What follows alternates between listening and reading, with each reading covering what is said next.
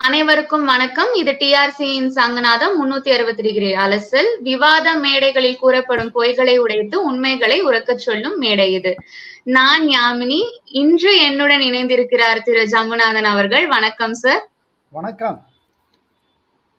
முதலில் விறுவிறு அப்படின்னு நம்ம ஆன்சர் பண்ணலாம். முதல் கேள்வி, பிரதமர் மத அடிப்படையில் பிரிக்கும் பிரச்சாரத்தை மேற்கொள்கிறார்.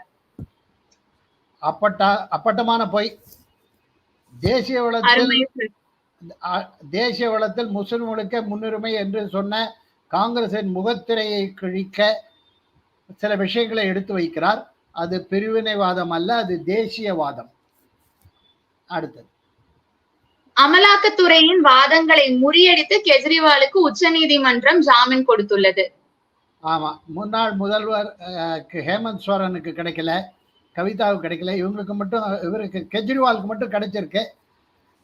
இதை முன்னாள் திமுக தலைவர் கலைஞர் பேசுவார். இது வழங்கப்பட்ட தீர்ப்பா வாங்கப்பட்ட தீர்ப்பா அப்படின்னு பேசுவார். நம்மெல்லாம் அப்படி பேச முடியாது, அவர் பேசலாம். அடுத்த கேள்வி சார், இது ஒரு விவாத நிகழ்ச்சியில நடக்கிற ஒரு விஷயம். கம்யூனிஸ்ட் பிரதிநிதி ஒருவர் மாநிலமாக பாஜக போன முறையை விட சீட் எண்ணிக்கை குறையும் என பட்டியல் விட்டார். அதை பற்றி.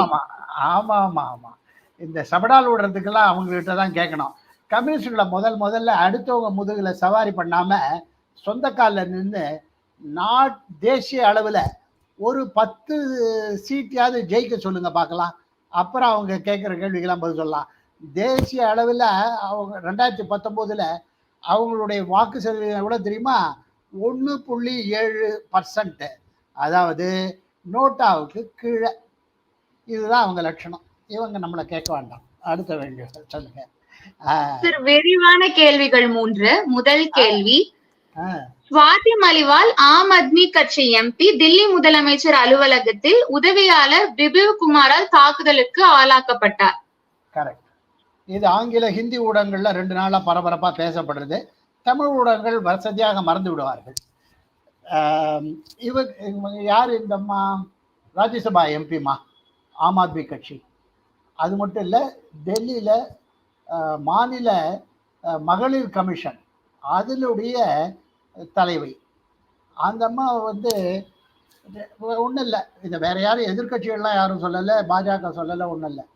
இந்த அம்மா காலையில் 10 மணிக்கு டெல்லி போலீஸ் கமிஷனருக்கு ஒரு ஃபோன் வருது.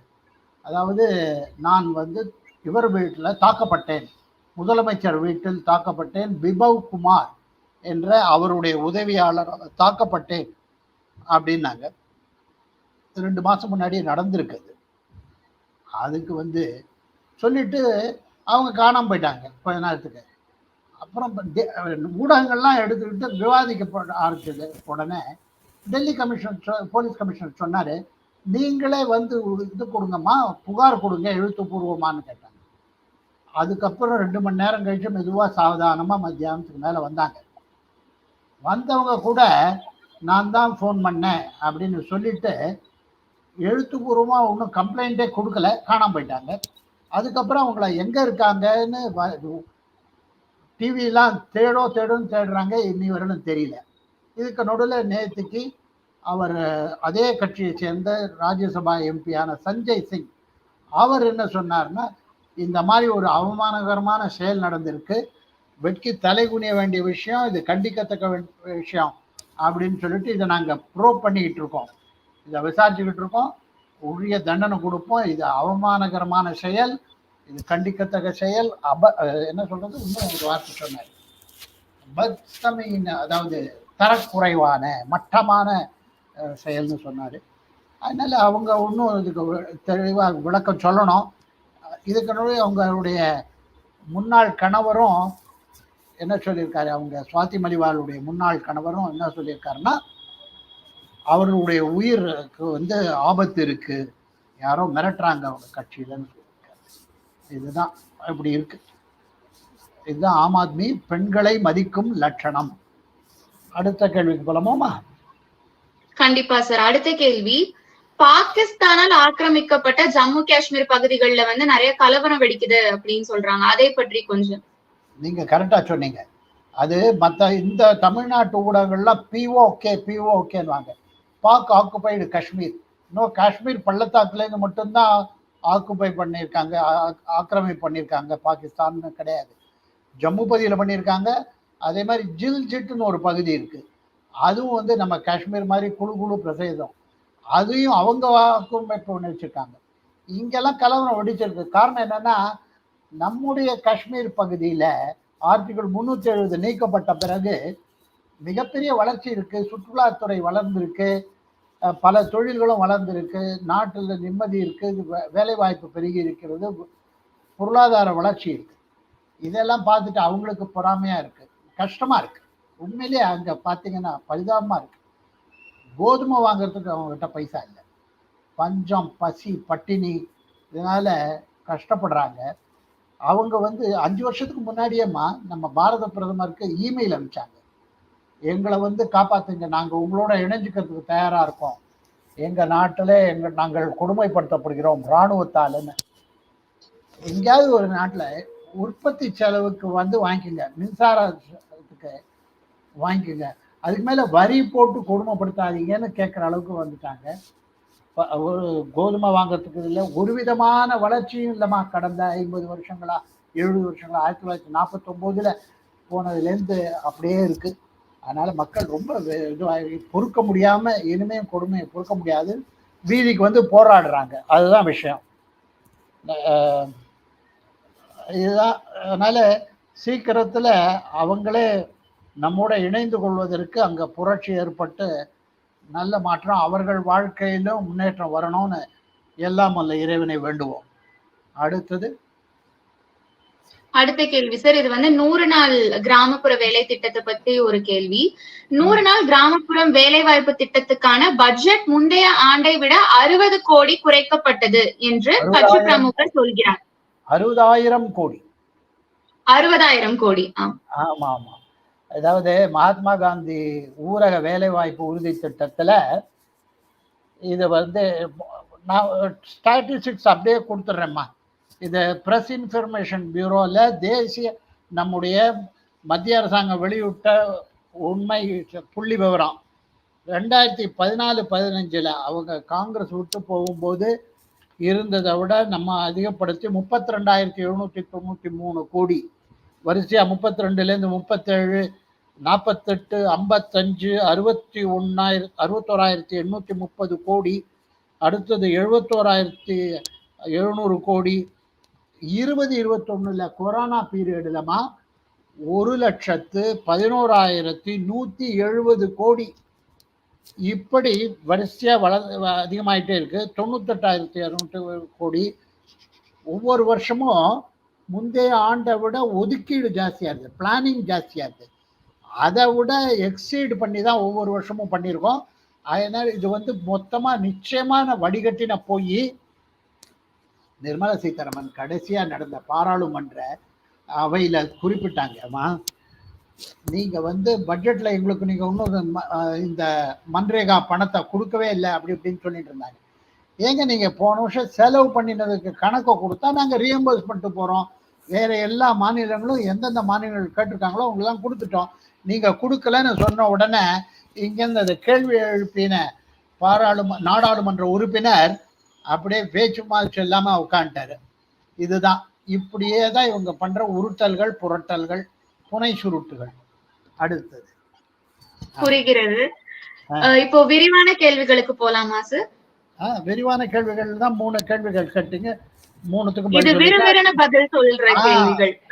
வேறு. ஆமாமா, நான் காத்து கொண்டிருக்கிறேன். சொல்லுங்க. திமுக பிரதிநிதி பெண்மணி RSS தலைவர் கோல்வர்கர் திருக்குறளை ஒதுக்க வேண்டும் என்று சொல்கிறார், உங்கள் கருத்து? ஜமக்காலத்தில் வடிகட்டிய பொய் அப்படின்னு கேள்விப்பட்டிருக்கீங்களா? பவானி ஜமக்காலத்தில் வடிகட்டிய பொய். முற்றிலும் சனாதன தர்மத்தை மேம்படுத்தி எழுதியிருக்காருங்க திருவள்ளுவர். அதையேங்க நாங்க போய் ஒதுக்க போறோம்? RSS ஒரு விஷயம் தெரியுமா? தினசரி காலையில் பிரார்த்தனை உண்டு. அதுல நாட்டிற்காக உழைத்த மகான்கள், இலக்கிய கர்த்தாக்கள், தேச தலைவர்கள் எல்லாம் போற்றி ஒரு ஏகாத்மதா ஸ்தோத்திரம்னு ஒண்ணு இருக்கு. அதுல தினசரி காலையில திருவள்ளுவரையும் மகிழ்ச்சியோட நாங்க அவரை மனதார கொண்டாடுறோம். திருவள்ளுவர், ஆண்டாள், இப்படி பல பேரையும் நாங்க கொண்டாடுறோம். அதனால திருக்குறளை ஒதுக்குறதெல்லாம் நாங்க நினைக்கவே இல்லை. அதை பத்தி பேச்சே கிடையாது. அடுத்தது சிறப்பா சொன்னீங்க சார். அதே திமுக பெண்மணி சொல்லியிருக்காங்க, பெண்களுக்கு 33% ரிசர்வேஷன் பிஜேபி நடைமுறை படுத்தவே படுத்தாது, நான் எழுதி தருகிறேன். ஆமா, அதே திமுக தலைவரை கேட்கிறேன் நானு. ஆமா. இந்த தடவை நாடாளுமன்ற சீட்ல எவ்வளவு சீட்டு பெண்களுக்கு கொடுத்துருக்கீங்க? உங்களை யார் தடுத்தாங்க 3/4 கொடுக்கறதுக்கு? நீங்க கொடுத்து முதல்ல செஞ்சு காமிங்கம்மா. ஒரு விஷயம் சொல்லட்டுமாம்மா, எந்த கட்சியும் உண்மையிலே இந்த தடவை இப்ப அனௌன்ஸ் பண்ணி அடுத்த மாசம் இம்ப்ளிமெண்ட் பண்ற அளவுக்கு 3/4 ரிசர்வேஷன்லாம் கொடுக்க முடியாதுமா. Nobody is ready. அது அடிமட்டத்திலேருந்து மெல்ல மெல்ல உருவாகி வரணும் தலைவர்கள் எல்லாம். உதயநிதி அம்மா எல்லாருக்கும், கனிமொழி அம்மா எல்லாரும் உடனே சீட் எடுத்து கொடுத்துறதுக்கு. அதனால இதெல்லாம் யாரும் செய்ய மாட்டாங்க. உண்மையிலே அவங்கெல்லாம் நம்ம பிரதமரை வந்து மனதார பாராட்டிட்டு இருக்காங்க, நிம்மதியா இருக்காங்க. இந்த வருஷமே கொடுக்கறதுன்னா நாங்க என்ன ஆறுது அப்படின்னு. ஆமா, அதனால இவங்க பேசுறது ஒண்ணு, வெளியில பேசுறது ஒண்ணு, செய்யறது ஒண்ணு. சிறப்பா சொன்னீங்க சார். அடுத்த கேள்வி காங்கிரஸ்காரர் கேட்கிறார், எலெக்ஷன் நேரத்துல வருமான வரித்துறை எங்கள் வங்கி கணக்குகளை முடக்கியது எந்த விதத்தில் நியாயம்? ஏன் கேக்குறீங்க? போங்க, நம்ம ஐடி விவகாரத்துல எப்படி வாய்தா வாங்கணும், எப்படி தப்பிக்கணும், அதெல்லாம் நம்ம சிவகங்கை சீமான் இருக்காரு, ப. சிதம்பரம் ஐயா, அவருடைய இளவரசர் கார்த்தி சிதம்பரம், இவங்கிட்ட கேட்டா 20 முறை ஜாமீன், நள்ளிரவில் ஜாமீன், அதெல்லாம் கூட கிடைச்சிருக்கும். இவங்களுக்கு அது தெரியல, சரியான வக்கீல் இல்லை இவங்க சைட்ல. அவ்வளவுதான். சிறப்பா சொன்னீங்க சார். அடுத்த கேள்வி, பிஜேபி 400 சீட் வென்றால் அரசியலமைப்பு சட்டத்தையே மாற்றி விடுவார்கள் என்கிறதே காங்கிரஸ். அதாவது அரசியலமைப்பு சட்டத்தெல்லாம் அரசு அமைப்பு சட்டம் தான் சொல்லணும். இது கான்ஸ்டியூஷனை இவங்க அரசியல் எதை எடுத்தாலும் அரசியல் பண்ணியே பழக்கம் இவங்களுக்கெல்லாம். அதனால அப்படி சொல்லுவாங்க, விட்டுருங்க. நமக்கு வந்து நாட்டின் தலையெழுத்தை மாற்ற வேண்டிய பல விஷயங்கள் இருக்கு. கொள்ளையடித்தவங்க அப்படியே கொள்ளையடிச்சுட்டு இருப்பாங்க, ஏழைகள் வாடுவாங்க, அது நடக்காது. அதனால நாட்டினுடைய இந்த அட்மினிஸ்ட்ரேட்டிவ் ப்ராசஸ் எல்லாம் கொஞ்சம் நிறைய இம்ப்ரூவ் பண்ண வேண்டியிருக்கு. அதுக்கு 400 சீட் வந்தால் உதவும். அரசியலமைப்பு சட்டத்தை சுக்குநூறா கிழிச்சு போட்டவங்க யாரு? 1975 எமர்ஜென்சியை இன்னைக்கு இருக்காரு ராகுல் காந்தி, அவருடைய பார்ட்டி தான் நடைமுறைப்படுத்தினாங்க. நல்ல ஊருக்கு உபதேசம் பண்றதுக்கெல்லாம் அவங்களுக்கு கிஞ்சித்தும் தகுதி கிடையாது அப்படிங்கிறத ஞாபகம் வச்சுக்கணும்.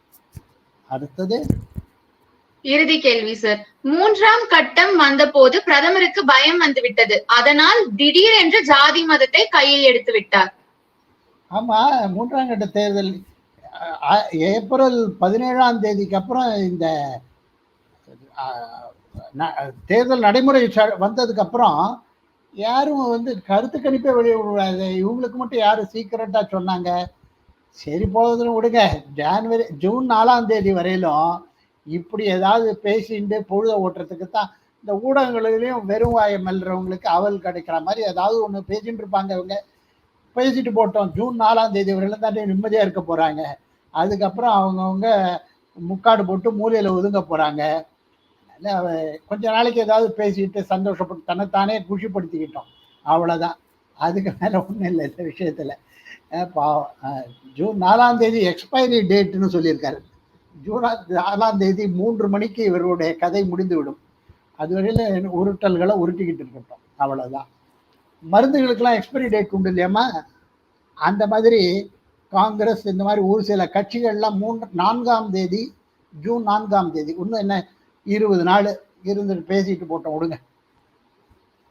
ரொம்ப சிறப்பா சொன்னீங்க சார். நெத்தியடி சொல்லியடிங்கிற மாதிரி எல்லா பதில்களும் வந்து ரொம்ப தெளிவா திருத்தமா இருந்தது. மிக்க நன்றி உங்க டைமை வந்து ஸ்பெண்ட் பண்ணதுக்கு. இதே மாதிரி நீங்க சொன்ன மாதிரி பல உருட்டுகள் வந்து உருட்டுவாங்க, அந்த உருட்டுகளை வந்து உடைச்சு நம்ம உண்மைகளை வந்து திருப்பி வெளியில கொண்டு வருவோம்னு நான் நம்புறேன். இதே மேடையில இன்னொரு நாள் கண்டிப்பா சந்திப்போம். நன்றி, வணக்கம். நன்றி, வணக்கம் சார்.